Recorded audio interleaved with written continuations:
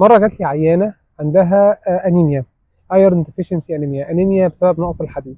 وده بنلاحظه في المتابعة اللي بنعملها وتحضير العيان اللي بنعمله قبل العملية، احنا لازم بنعمل له صورة الدم أو الهيموجلوبين، صورة الدم كاملة من ضمنها الهيموجلوبين عشان نشوف العيان بتاعنا فيت فور سيرجري ولا لا، ينفع يعمل عملية ولا لا. العيانة دي جات لي وهي عندها أنيميا، كرات الدم الحمراء قليلة شوية، الهيموجلوبين بتاعها قليل. فبعد ما عملنا بقيه الفحوصات طلع عندها نقص في كميه الحديد.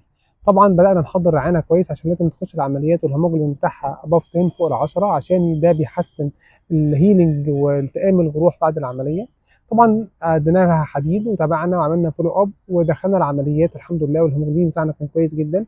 عملنا العمليه بعد ومشيت كويس وتابعناها والدنيا مشيت كويس. ده من ضمن الاكزامبلز البسيطه اللي بحب احكيها دايما، ان احنا التحضير قبل العمليه دي صوره حقيقيه واقعيه بنعيشها مع كتير من العيانين اللي بيجوا لي.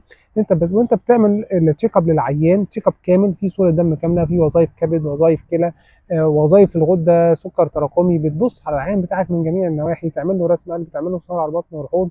لو عيان كبير في السن شويه ممكن كمان تعمل له موجات صوتيه على القلب. التحضير اللي بنعمله للعيان دوت، الاعداد الطبي اللي بنعمله له والاعداد النفسي بيخلينا ساعات نكتشف بعض الحاجات اللي موجوده العيان بتاعنا ما يبقاش واخد باله منها، بنعالجها له مع ناس متخصصين معانا في الفريق، دكتور الباطنه ودكتور التغذيه لو عنده مشاكل في نيوتريشن ديفيشنسي او كده.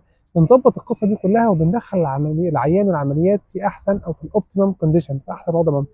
فحبيت بس احكي لكم القصه دي ترو ستوري، قصه حقيقيه بنقابلها كل يوم، زي الايرون ديفيشنسي او نقص الحديد في الدم. بنتعالج، مش لازم نجي ناخد دم، بنعالج نقص الحديد دوت، والعيان بيعمل العمليه بتاعته بيعدي كويس وبتبقى الدنيا كلها كويسه.